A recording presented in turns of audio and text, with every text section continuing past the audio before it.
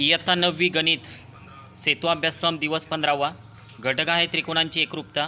आणि मागच्या इयत्तेमध्ये आपण त्रिकोण एकरूपतेच्या काही कसोट्या शिकलेलो आहे. जसे की समजा बा कसोटी असेल, बा कसोटी असेल, को असेल, कर्णभुजा, या सर्व कसोट्यांचा अभ्यास इयत्ता 8वीमध्ये आपण केलेला आहे. आता आज आपण सुरुवातीला तर बघूया की रेषाखंडांची एकरूपता म्हणजे नेमकं काय. तर बघा, तुम्हाला स्क्रीनवर सध्या जी आकृती दिसते तर त्यामध्ये दोन रेषाखंड तुम्हाला दिसत आहेत. 2 सेगमेंट्स आहेत त्यामध्ये. बघा, एक आहे AB आणि दुसरा आहे CD. तर जर आपण याला व्यवस्थित बघितलं तर ABची जेवढी लेंथ आहे तर तेवढीच लेंथ ही CDची आपल्याला दिसते. तर त्यामुळं यांना म्हणायचं एकरूप रेषाखंड. अर्थात ज्या रेषाखंडांची लांबी समान असते तर त्या रेषाखंडांना एकरूप रेषाखंड असे म्हणतात. आता एकरूप रेषाखंड जे आहे तर ते लिहिण्यासाठी जो सिंबल आपण वापरतो, जे चिन्ह आपण यूज करतो, तर ते एकरूपतेचं चिन्ह हे अशा प्रकारे काढलं जातं. बघा, बरोबरचे चिन्ह द्यायचं आहे आणि वरती ते समरूपतेच्या चिन्हासारखं चिन्ह काढायचं. तर याला एकरूपतेचं चिन्ह म्हणायचं. आणि रेषाखंड AB एकरूप रेषाखंड CD असं याचं वाचन आपण या ठिकाणी करायचं आहे. बघा, आता कोणांची एकरूपता नेमकी आपल्याला कशी दाखवता येईल. तर जर समजा दोन कोणांची मापं जर समान असतील, समजा आता आपण उदाहरण घेऊया. बघा, समजा आपण एक कोन असा आणि परत एक कोन असा काढला आणि दोन्हींची मापं ही 60° घेतली. कारण कोणांची मापं ही अंशात्मक आपण मोजत असतो. रेषाखंड जे आहे तर ते सेंटीमीटरमध्ये मोजतो आपण आणि कोन हे अंशमध्ये मोजतो. तर त्यामुळं जर कोणाचं माप हे अंशात्मक माप जर का समान असेल तर त्यांना एकरूप कोन असं म्हणायचं. जसं की समजा कोन A एकरूप कोन B. तिसरा जो पॉईंट आहे यातला तर तो आहे एकरूप त्रिकोण. आता एकरूप त्रिकोणांच्या काही कसोट्या आपण मागच्या इयत्तेमध्ये शिकलो की ज्याचा उल्लेख आपण नेमकाच केलेला आहे. आता जर समजा त्रिकोण जर आपल्याला एकरूप आहेत की नाहीत हे जर पाहायचं असेल प्रॅक्टिकली, तर आपल्याला काय करावं लागेल, दोन सारख्या मापांचे त्रिकोण काढावं लागतील आणि ते जे पेज आहे तर ते कट करावं लागेल आणि ते एकमेकांवर बसून ते तंतोतंत जुळतात का तर ते बघावं लागेल.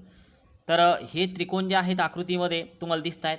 तर त्रिकोण ABC हा पहिला त्रिकोण दिसतोय आपल्याला. तर त्यामुळे त्याला A1 B1 C1 असं म्हटलेलं आहे. त्रिकोण A1 B1 C1.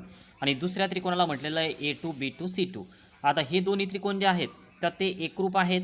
कारण आता जर बघितलं आपण तर A1 B1ची जेवढी लेंथ आहे तर तेवढीच लेंथ A2 B2 या रेषाखंडाची दिसते आपल्याला. अशाच पद्धतीनं दोन त्रिकोण आपण काढू शकतो, त्रिकोण ABC आणि त्रिकोण PQR, की ज्यांची लांबी समान, सर्व रेषाखंडांची लांबी जर समान असेल बाजूंची तर त्यांना आपण एकरूप त्रिकोण म्हणू शकतो. आता त्रिकोणांची एकरूपता दाखवताना आपण काय करायचं आहे तर घटक एकरूप दाखवायचे. जसं की समजा आपण एक्झाम्पल घेऊया, त्रिकोण STU. ओके, हा एक त्रिकोण घेतला आपण आणि दुसरा त्रिकोण XYZ. तर या त्रिकोणामध्ये समजा ST ही बाजू, तर ST ही बाजू आपण एकरूप घेऊया XZ या बाजूशी. तर त्यामुळे आपण यावर सारख्या खुणा दाखवलेल्या आहे. नंतर SU ही जी बाजू आहे तर ही कोणत्या बाजूशी एकरूप घ्यायची याला मला कमेंटमध्ये नक्की सांगा. SU ही जी बाजू आहे ही कोणत्या बाजूंशी एकरूप घ्यायची. त्यानंतर TU ही जी बाजू आहे तर ही बाजू कोणत्या बाजूशी एकरूप घ्यायची तर हे कमेंटमध्ये मला नक्की सांगा. आणि सारख्या खुणाने दाखवलेले घटक एकरूप आहेत. तर त्यामुळं STU हा त्रिकोण जो आहे तर तो एकरूप झाला XYZशी. आता त्रिकोण एकरूपतेच्या कसोट्या ज्या की मागच्या इयत्तेमध्ये आपण स्टडी केलेला आहे. पहिली कसोटी आहे बा कसोटी.